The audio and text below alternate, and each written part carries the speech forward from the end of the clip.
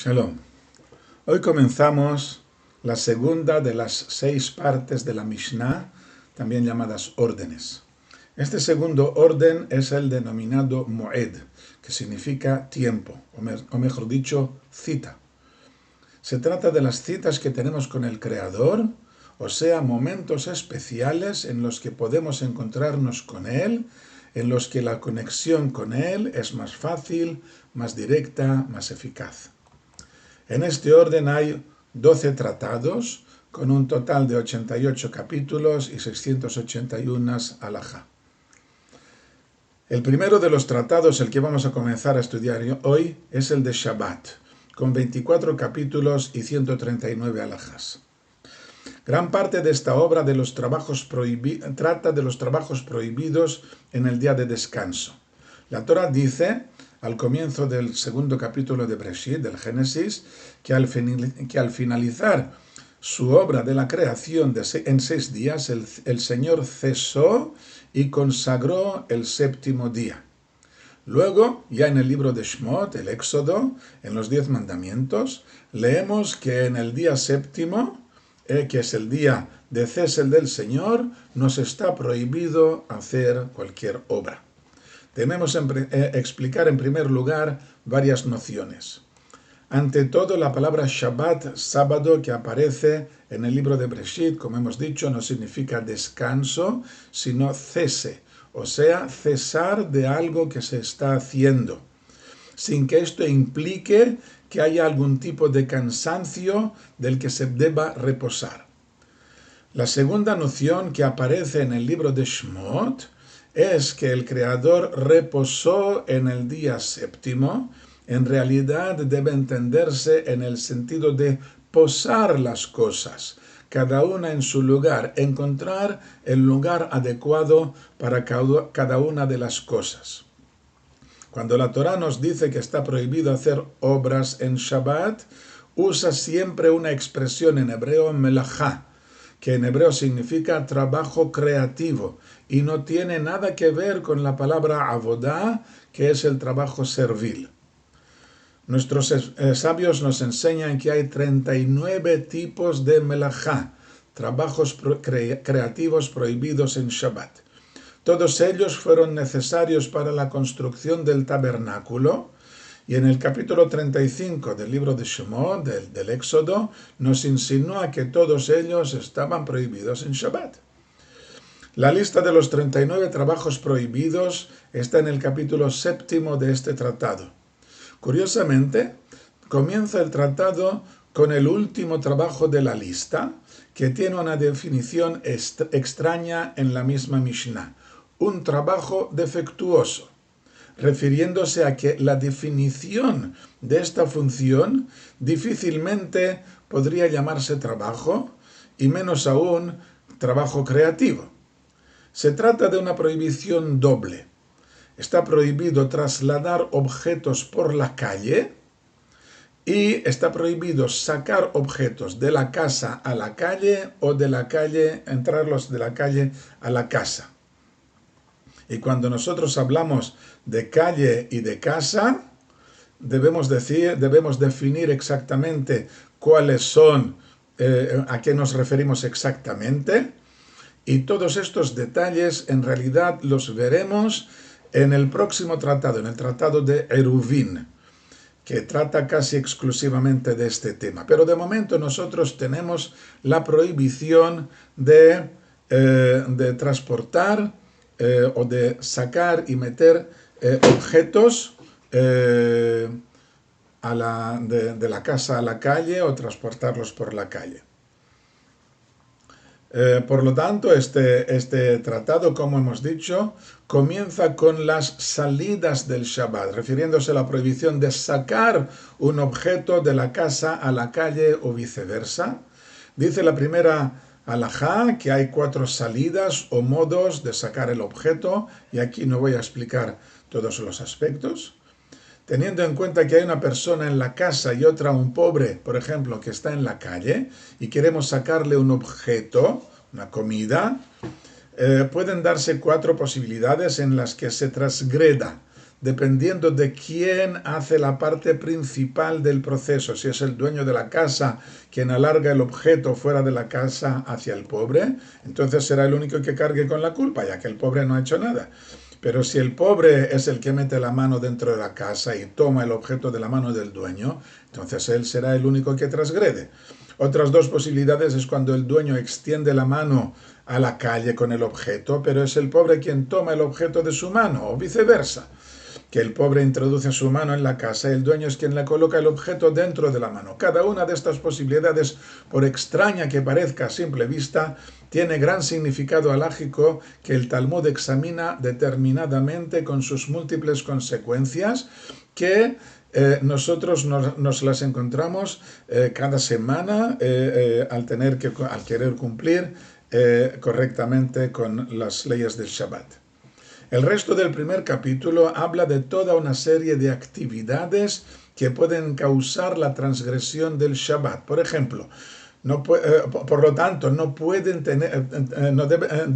debemos tener mucho cuidado cuando las llevamos a cabo el viernes por la tarde, cuando ya está a punto de comenzar el Shabbat. Algunas están prohibidas no solo en viernes por la tarde, sino también en cualquier día por la tarde antes de rezar la oración de Minjá, la oración de la tarde, ya que puede ocurrir algo que me impida seguir adelante con mis planes. Por ejemplo, está prohibido ir al barbero a cortarse el cabello, ya que cuando está cerca la hora de la oración de la tarde, podrían romperse las tijeras a mitad de trabajo y entonces no podría salir a tiempo de la barbería para llegar a la oración.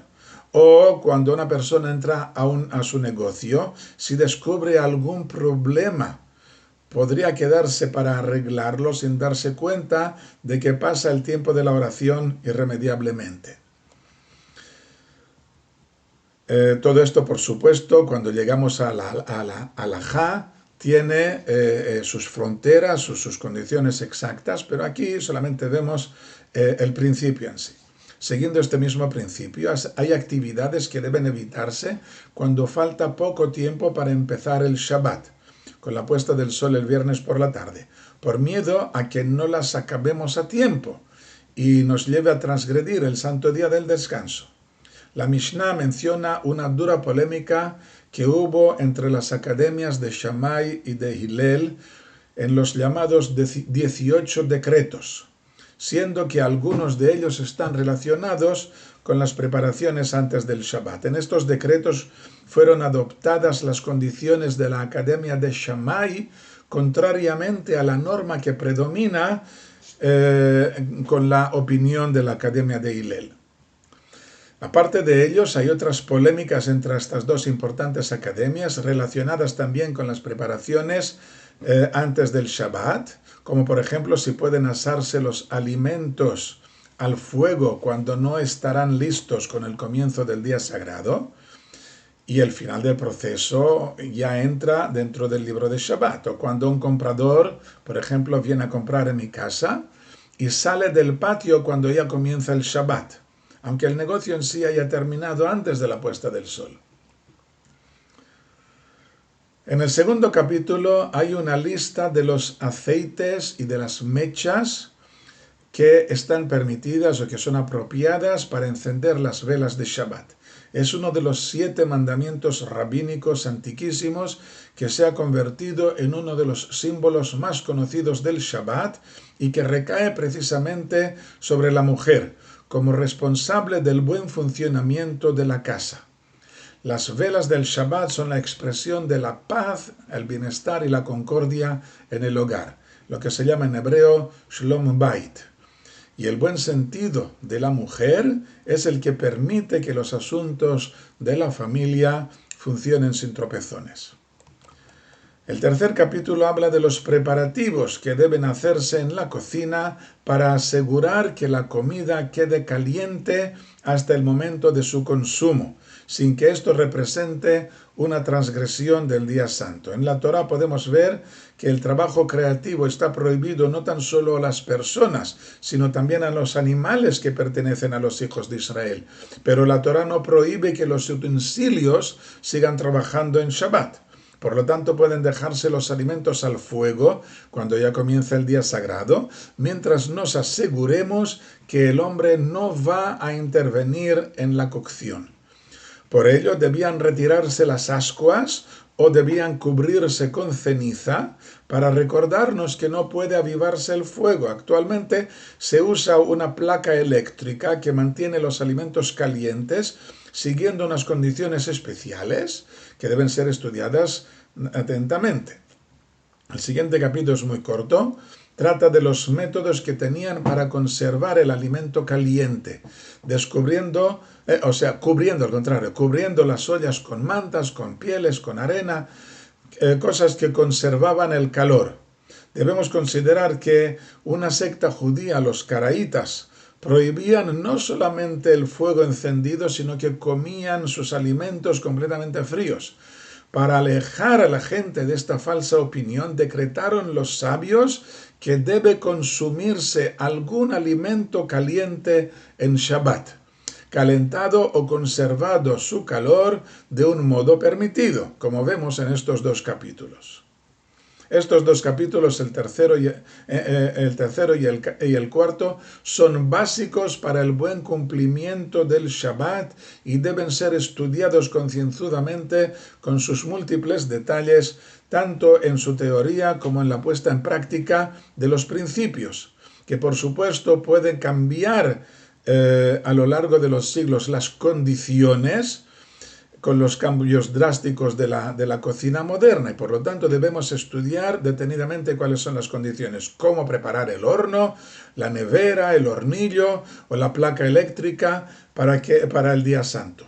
Qué hacer con el agua caliente o con la luz eléctrica, cuáles pueden ser los problemas y cuáles son sus respectivas soluciones. Todo esto debe estudiarse en los libros y con un buen maestro que sepa explicar y expresar los principios que nos guían y el modo de ponerlos en práctica. Este tratado es largo y muy importante, por lo que terminamos aquí nuestra primera parte y continuaremos, Dios mediante, en la próxima lección. Shalom.